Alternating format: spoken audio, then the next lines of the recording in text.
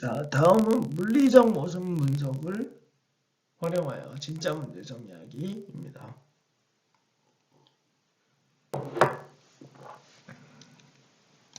자, 그럼 물리적 모순은 뭘까요? 물리적 모순은 하나의 특성에 부과되는 상반된 요구사항으로 하나의 특성이 지닌 값들 간의 모순입니다. 하나의 특성 A가 서로 상충되는 값 A와 마이너스 A를 동시에 가지게 되는 상황이죠. 그래서 특성 A가 있을 때 값 A 또는 값 마이너스 A가 되는 경우입니다. 예시가 오른쪽에 나와 있죠. 값 A가 있다. 값 반대값 마이너스 A가 없다. 그리고 크다, 작다, 많다, 적다, 뜨겁다, 차갑다, 무겁다, 가볍다, 높다, 낮다, 그리고 단단하다, 부드럽다로 표현을 할 수 있는 이 사례들이 있죠. 그래서 물리적 모순 사례를 한번 찾아볼까요? 자, 전기자동차 배터리의 물리적 모순. 자, 주행거리를 향상하려면 큰 배터리를 장착해야 하고 충전 시간을 줄이려면 작은 배터리를 장착해야 되는 상황. 배터리 크기라는 특성이 크다, 작다로 인해서 물리적 모순이 존재를 하죠. 자, 물리적 모순 분석을 활용한 진짜 문제 정의의 단계에 대해서 알아보죠. 똑같이 4단계고요. 문제 관련 정보 수집하기, 물리적 모순 분석하기, 모순 상황 도식화하기, 진짜 문제 정의하기입니다. 자, 문제 관련 정보 수집하기.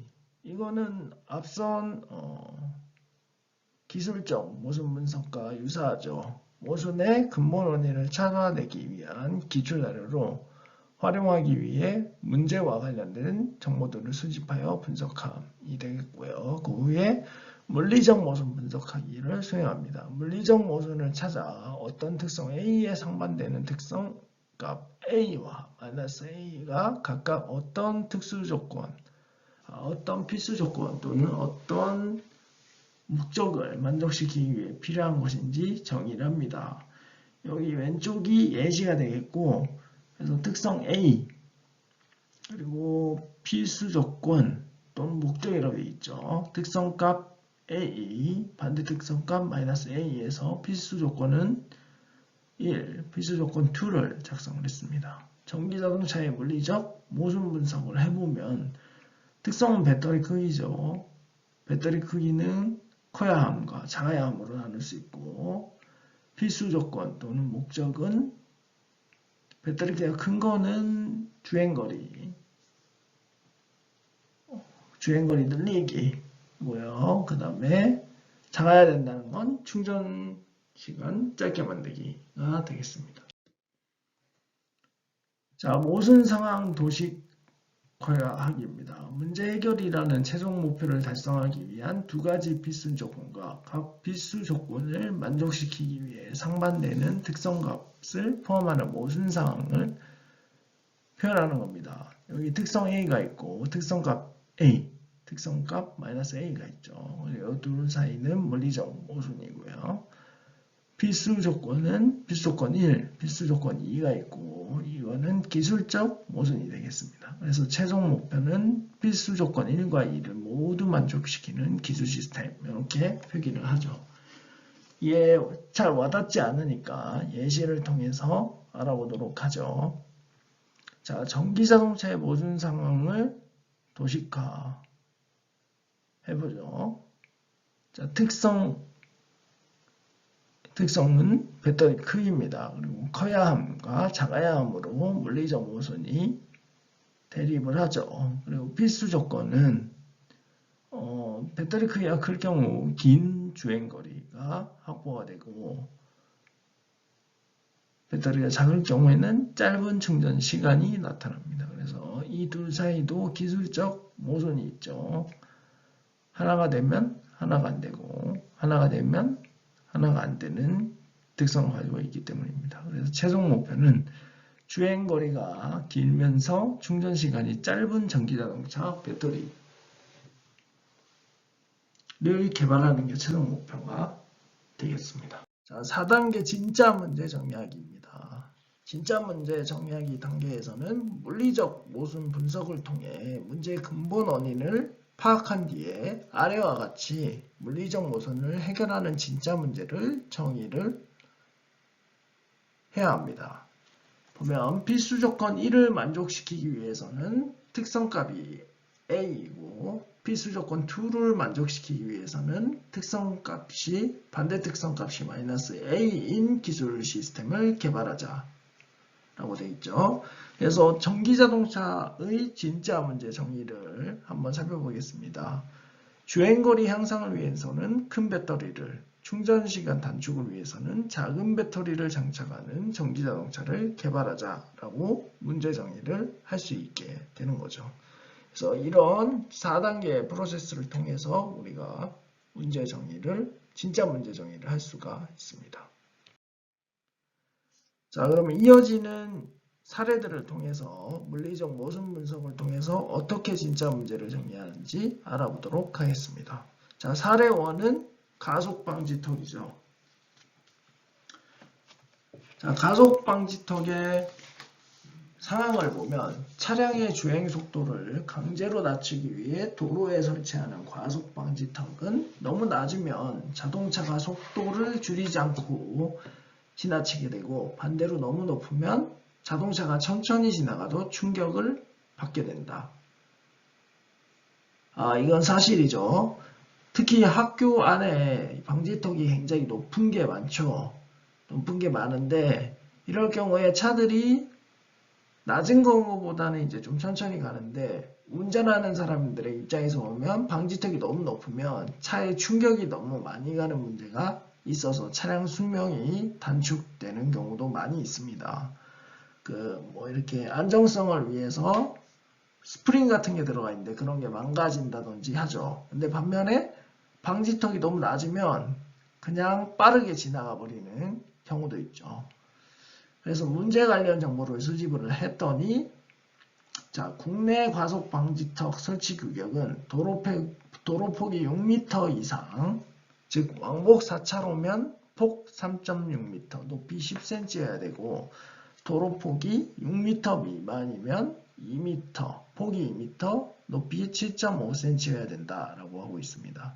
그래서 가속 방지턱에는 호형, 사다리꼴, 가상, 횡단보도형 등이 있다고 되어 있고 가속 방지턱의 가장 큰 단점은 구급차의 골든타임을 방해하거나 충격으로 골절환자의 상태를 더욱 악화시킨다는 것이라고 하네요. 이 아랫부분이 가장 핵심이 될 수가 있겠네요. 그래서 물리적 모순을 분석을 해보면 특성은 높이죠. 방지턱의 높이. 그리고 필수 조건, 목적이 있죠. 방지턱의 높이를 높여야 함과 낮아야 함으로 나눌 수 있는데 높으면 과속 방지를 할 수 있고 낮으면 차량 보호, 특히 구급차의 골든타임을 방해한다는 문제를 해결할 수가 있겠죠. 그래서 과속 방지턱의 기술적 모순과 물리적 모순의 상관관계를 살펴보면 물리적 모순 분석은 위에 나와 있는 것처럼 이렇게 나와 있죠. 그렇다면 기술적 모순 분석을 살펴보면 조건이 방지턱이 높으면 그리고 낮으면 두 가지로 나눠지고 장점이 과속 방지, 차량 보호죠. 단점은 차량 보호의 어려움, 과속 방지 어려움으로 나눌 수가 있겠습니다. 그래서 이러한 상관관계가 있다라는 것을 기억해 두면 좋을 것 같고요. 이 물리적 모순 분석하기를 바탕으로 모순 상황을 도식화해보죠. 그럼 특성이 높이고 높아야 함과 낮아야 함이 있죠. 이게 물리적 모순입니다. 그 뒤에 필수 조건으로 과속 방지, 차량 보호가 있죠. 이거는 기술적 모순이고 최종 목표는 과속 방지도 되면서 차량 보호도 가능한 과속 방지턱을 개발하는 것이 되겠죠. 그래서 진짜 문제를 정의해보면 과속 방지를 위해서는 높고 차량 보호를 위해서는 낮은 과속 방지턱을 만들자라는 문제 정의가 나오게 되죠. 자, 그래서 실제로 이러한 진짜 문제를 해결하기 위해서 바텐노바 과속 방지턱이라는 게 개발이 됐습니다. 바텐노바 과속 방지턱이 뭐냐고 하면요. 이 과속 방지턱의 내부를 콘크리트 대신에 비뉴턴 유체, 그래서 뭐라고 해야 될까요? 가해지는 힘이 작을 때는 액체 상태를 유지하고 가해지는 힘이 클 때는 고체 상태로 변하는 특성을 가진 유체라고 생각을 하면 되겠고요. 이런 비뉴턴 유체로 채워서 제작함으로써 충격이 작을 때는 방지턱 내부의 액체 상태가 유지되어 쉽게 지나갈 수 있지만 속도가 빠르면 충격에 의해 내부 유체가 딱딱해져서 굳어져서 높은 턱이 되므로 속도를 줄여야 되는 방지턱이 개발이 된 거죠. 자, 우리나라에서는 주로 이런 방지턱보다는 이제 좀 뭐라고 해야 될까요? 폭이 넓은 방지턱을 많이 만들고 있는 추세죠. 그러니까 높이를 낮추는 대신에 이 방지턱의 폭을 넓혀서 이런 장단점을 극복을 하는 방지턱들이 적용이 많이 되고 있습니다. 가속도 방지하면서 차량을 보호하기 위한 방법으로 활용이 되죠. 다음 사례는 선풍기입니다. 선풍기의 문제 상황은 에어컨이 많이 보급되어도 선풍기는 여전히 여름철에 필수품입니다. 하지만 아이가 있는 집에서는 선풍기 날개에 아이가 손을 다치는 사고가 발생하곤 합니다. 이게 문제예요. 그래서 문제 관련 정보를 수집을 합니다. 선풍기 날개에 공기를 움직여서 주변 온도를 낮춘다. 이게 선풍기의 동작을 얘기하는 거고요. 그리고 선풍기 날개의 재질이 부드러우면 회전할 때 휘어진다는 게 또 문제와 관련된 정보가 될 수 있죠.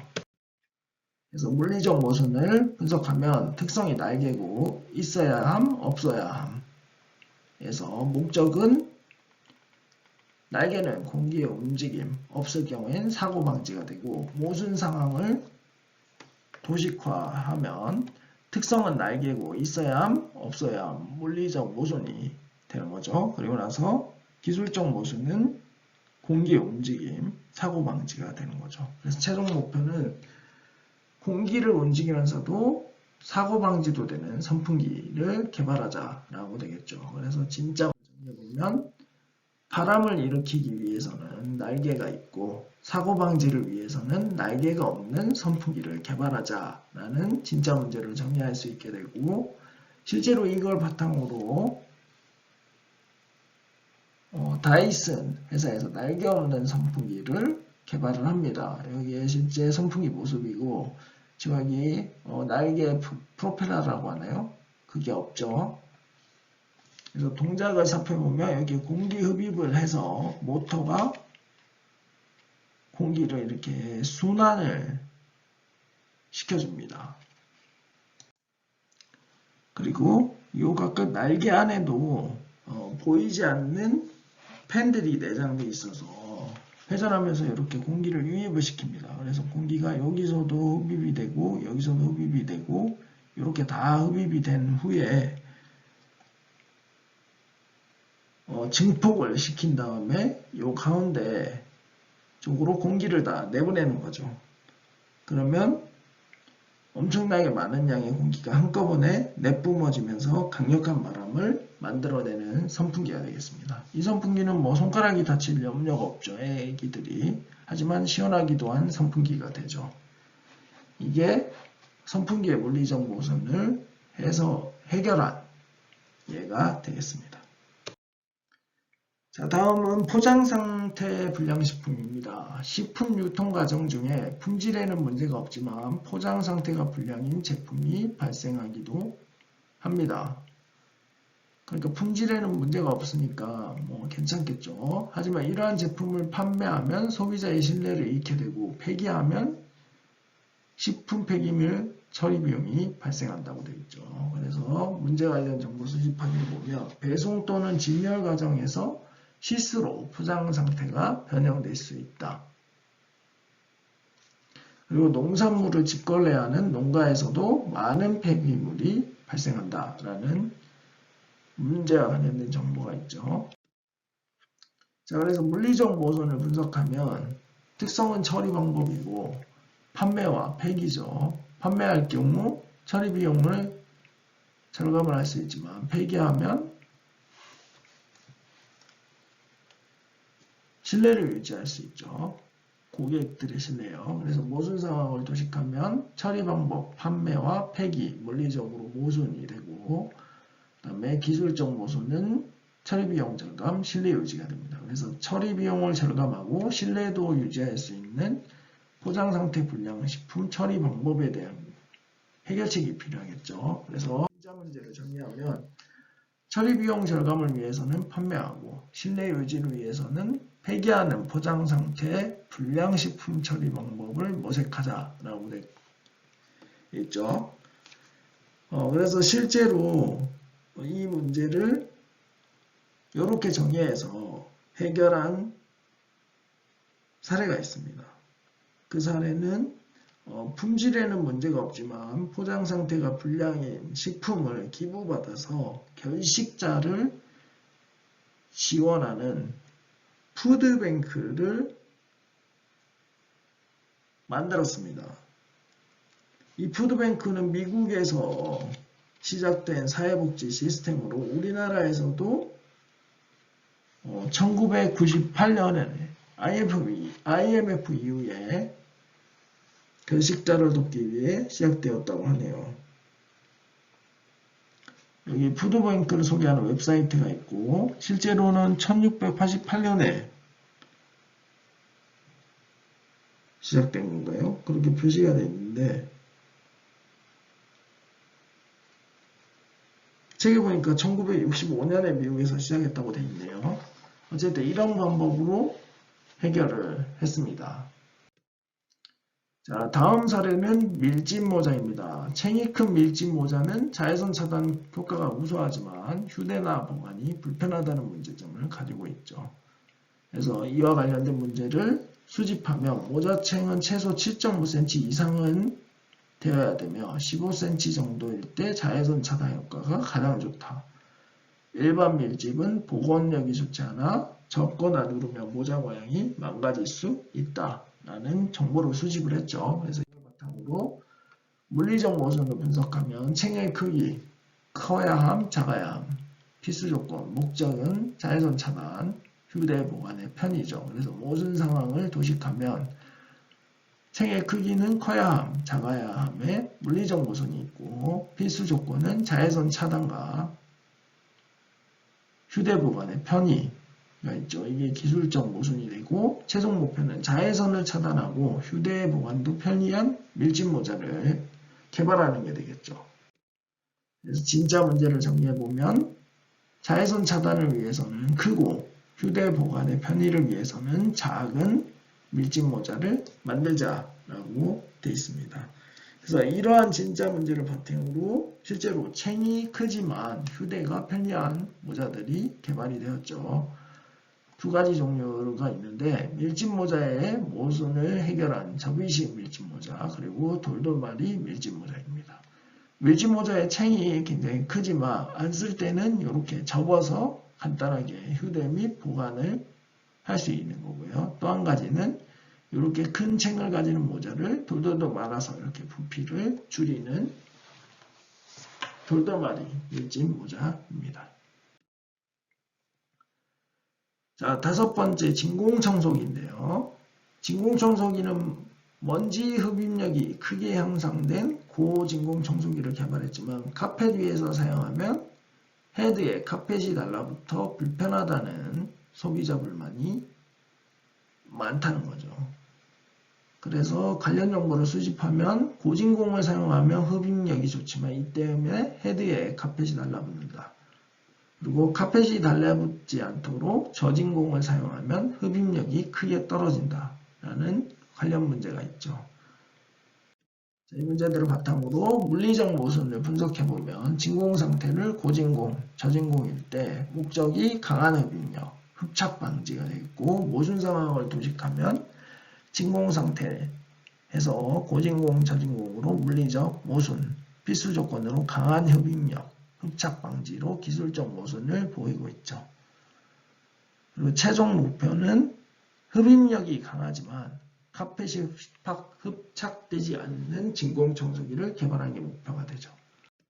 그래서 진짜 문제 정리하기를 해보면 강한 높은 흡입력을 위해서는 고진공을 사용하고 카펫의 흡착을 방지하기 위해서는 저진공을 사용하는 진공청소기를 개발하자가 되겠죠. 그래서 이 진짜 문제 정리를 바탕으로 우리가 이 문제들을 해결할 수 있는 진공청소기를 개발할 수가 있겠죠. 자, 여기까지가 이번 주차 강의 내용이고요. 뭐 혹시 궁금한 사항이 있으면 연락 주시기 바라겠습니다. 수고하셨습니다.